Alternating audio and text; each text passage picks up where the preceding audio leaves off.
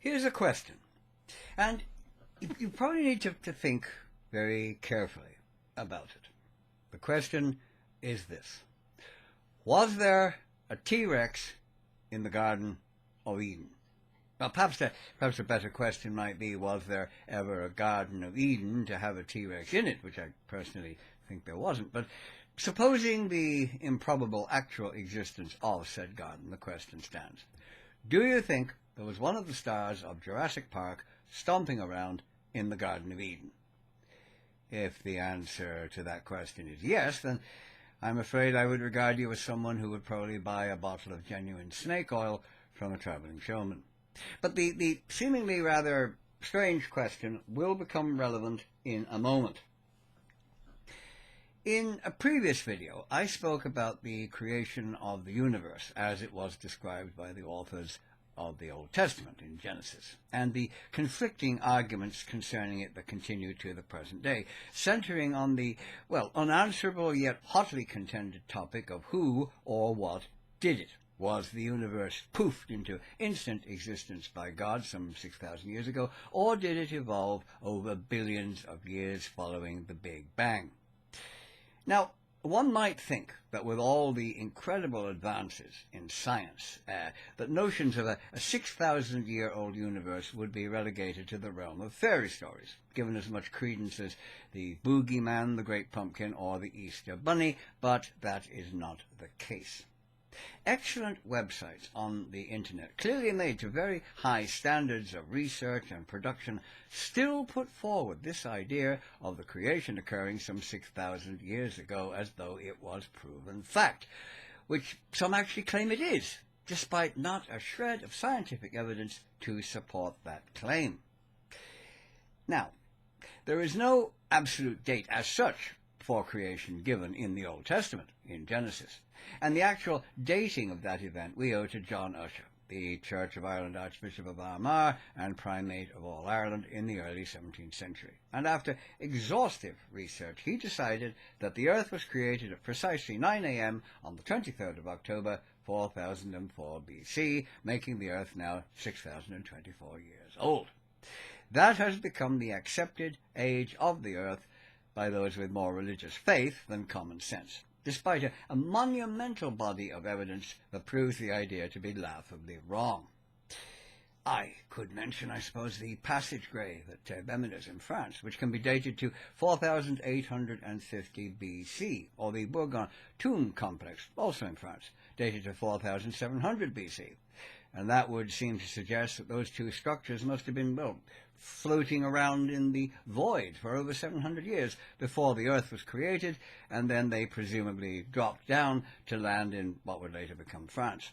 And let us not forget the dinosaurs, the last of whom, well, not counting birds, of course, who are their descendants, they are sort of feathered dinosaurs, they died out some 65 million years ago. So again, must we assume all those fossils were floating around aimlessly in the pre-creation void of darkness, waiting for the creation of rocks for them to be found in? You know, that alone should make Archbishop Ussher's timeline clearly impossible. But apparently it doesn't, even to well-educated and highly intelligent people, because they read it in an old and historically questionable book, which, had God created everything and subsequently dictated an account of it to the authors of Genesis, would be correct in every detail, since we would assume God would remember what he created and when he created it. But since Genesis is wrong on, well, almost every page, that seems rather doubtful. It doesn't mean that God doesn't exist as such. That's another question altogether, and it isn't really part of my topic here. Just that he can't be credited with authorship of the book. He doesn't have the copyright. But I will say that the book does not prove he exists. In fact, if anything, it proves quite the opposite, because given the inaccuracies in it, any suggestion of divine inspiration in its authorship goes right out the window, and thus calls the claim of belief in God into question, if that is the best his devotees can come up with to establish his existence. The Big Bang. Now, the Big Bang is a proven fact. The expansion of the universe is a proven fact. All the millions of galaxies and their many trillions of stars and planets receding at high speed. We can calculate the Big Bang to roughly 14 billion years ago. The Sun and our solar system, including, as it does us, we know dates from roughly 4.5 billion years ago, though, unlike Archbishop Usher, we can't give the time and the date of those events. We have a host of scientific tools at our disposal, which clearly show these things to be facts, not just suppositions or a wild guess by some long-haired eccentric old scientist in a white coat, resembling Doc in the Back to the Future movies. Given that, how is it possible that so many people still refuse scientific fact and substitute it with ideas that, even if the scientific impossibility of them is ignored, go against any idea of logic or even common sense? One very fine website, a very fine website indeed, devoted to study of the Bible, has a very impressive set of calculations with beautifully laid out graphs and timelines, and they disagree with Archbishop Usher's dating of creation. Ah, you say, they must be on the right track. They see the illogicality of 4004 BC as even worth considering as the date of creation, right? Well, no, actually they don't. They disagree with it only in interpretation, because following Usher's example and his methods and timelines, they worked out the correct date of creation. Oh yes, the correct date of creation was 4106 BC. I mean, how could it be possibly 4004 BC? Doesn't logic dictate that 4106 is clearly the right date? In a word, no. But they go one better than just creation. I mean, why stop there after all? And they also give the date of the Great Flood. That's 2445 BC. Yes, another very impressive-looking website, devoted specifically to creation as it happens, say that while they don't hold rigidly to Archbishop Usher's date, they totally agree with his general timeline. And they say that a date anywhere from 4050 to 4004 BC doesn't affect their arguments on the timeline for the creation of the universe. Really. They too are clearly suffering from an obviously incurable case of Usheritis. And they cite the dinosaurs as part of their creation theories. Yes, dinosaurs. This is where the T-Rex fits in. It seems that two of them had tickets for the Ark. Even the most dedicated creationists cannot deny the existence of the dinosaurs, or any other fossils for that matter, since, well, they are there, everyone can see them. So they have to try to somehow make them fit into their own ideas on creation, twisting fact to fit theory instead of the other way around. Now, you might see that as, well, rather contradictory to the idea of creation occurring 6,000 years ago, given that science clearly establishes that dinosaurs died out around 65 million years ago. But no, they didn't, according to these scientific geniuses. And in fact, they were really the opposite of everything you ever knew about dinosaurs. They all ate plants and grain. You know, there weren't any carnivorous ones at all to begin with, or so say our biblical scholars. Somehow I can't really get my mind around a T-Rex nibbling on a hayrick. But, you see, before Adam and Eve did that fruit-eating thing in the garden, there was nothing bad or evil. It didn't exist. There were no carnivorous animals or venomous snakes. Carnivores used to be vegetarians. There was no pain, no suffering, no injury, and that, according to that website, is where the fossil record comes in. There are dinosaur fossils with broken bones, arthritis, cancer, and such like things. Things that caused pain and suffering. Things that were impossible before the fruit eating in the garden. Therefore, those dinosaurs must have lived after Adam and Eve were booted out of Eden, like 6,000 years ago. You see the logic of that, right? Yes, well, if you do, you're obviously wearing your special anti-intelligence glasses. I mean, forget all the methods we have of dating rocks and therefore anything in them, like fossils. Just think of the idea of early man. You know, that early man, dressed in a skin, armed with a club or a flint spear, and coexisting with, say, the velociraptor, able to sprint like a cheetah and having 6-inch sickle claws on its feet. The Spinosaurus, 50 feet long and some 22 tons in weight, and the Tyrannosaurus rex, over 40 feet long, weighing some 10 tons and able to run at more than 20 miles an hour. Now, just imagine a modern crocodile, if it were 50 feet long and weighing in at 22 tons, and you're going to go up and whack it with a club. Well, good luck with that. Just make sure you've made your will before you do it, and hope that your policy covers you for death by stupidity. The fossil record is a thorn in the side of creation theory. So dinosaurs could be a big help to them if they can somehow get them into the Garden of Eden and subsequently into the Ark. And the $100 million Ark Experience theme park in the United States goes to great lengths to explain away the fossil record by having dinosaurs in the Garden of Eden. Yes, there's a lovely diorama with who I assume is Eve, sitting happily beside a pair of velociraptors, though she has clothes on, which seems a bit odd if she hasn't eaten the apple yet, because before the fruit thing she would be naked, but oh well. Anyway, the pre-fruit dinosaurs were all friendly, and they didn't eat other creatures. They were herbivores, apparently, and subsequently they are shown as passengers on the Ark. Though why they all must have died when they got off the Ark, I don't think really is explained. Maybe they were badly affected by seasickness. But when you really think about it, the idea rather shoots itself in the foot. Remember, they were vegetarians before the unfortunate fruit-eating thing. Then they all got nasty and started eating each other, right? That's illustrated in the Ark Experience by a very fine diorama of a post-fruit-eating velociraptor having killed another creature, lots of blood, since after the expulsion from Eden, cruelty and killing and so forth had come into existence. But doesn't that seem to conflict just a little bit with all the dinosaurs on the Ark a couple of thousand years afterwards? Long after the apple episode, when they'd been killing and eating things for quite a while by that time. You know, they were no longer suitable for inclusion in a petting zoo, as we are told they once were.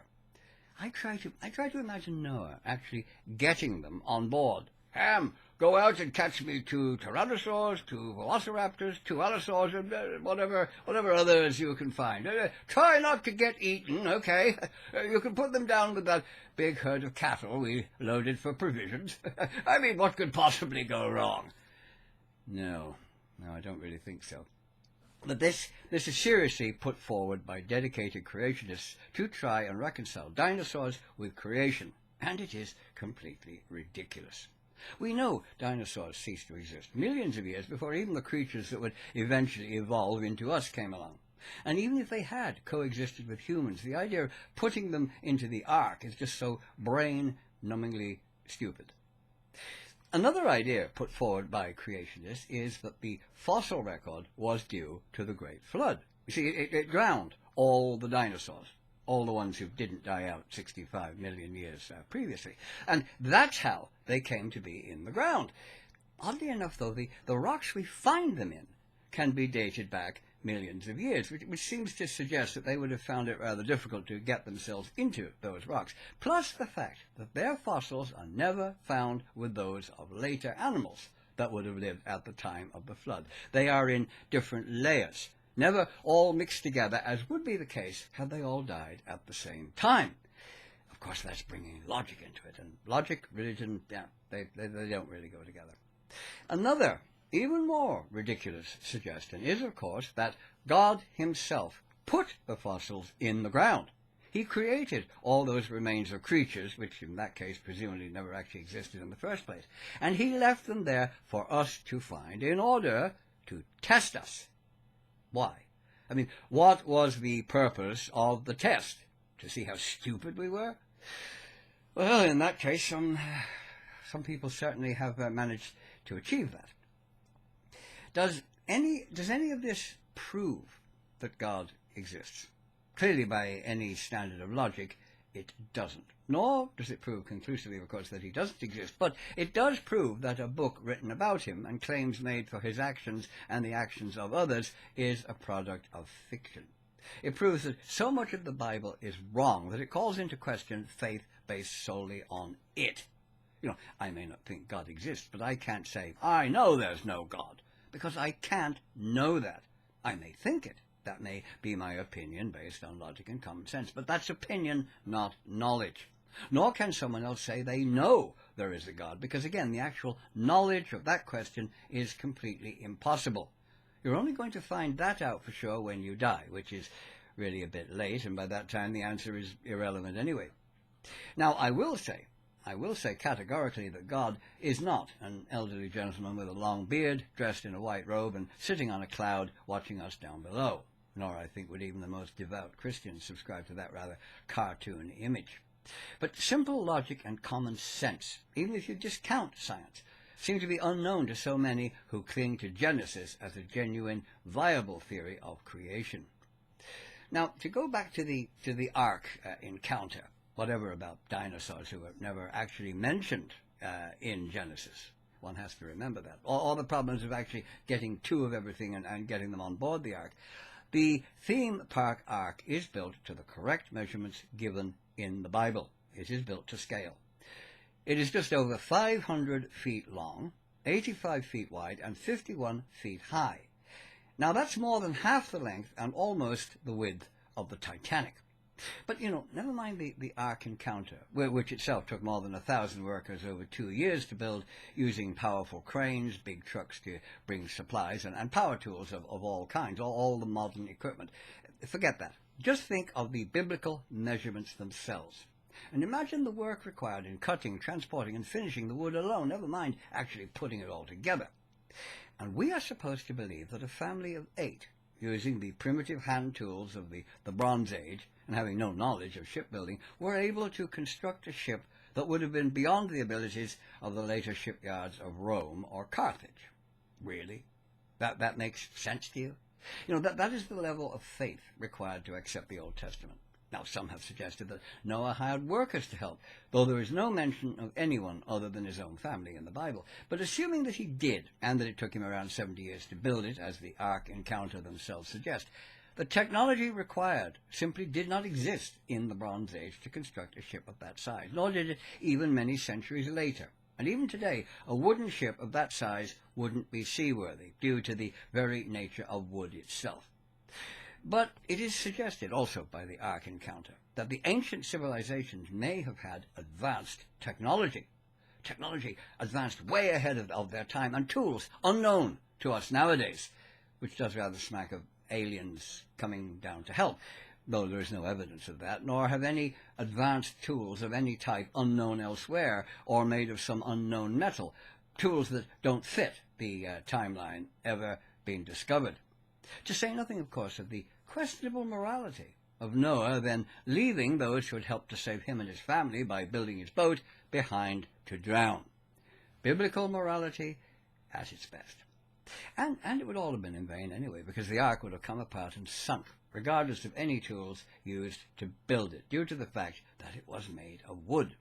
The waters of the flood were very violent, according to the Bible. Volcanoes, earthquakes, and tsunamis all over the place.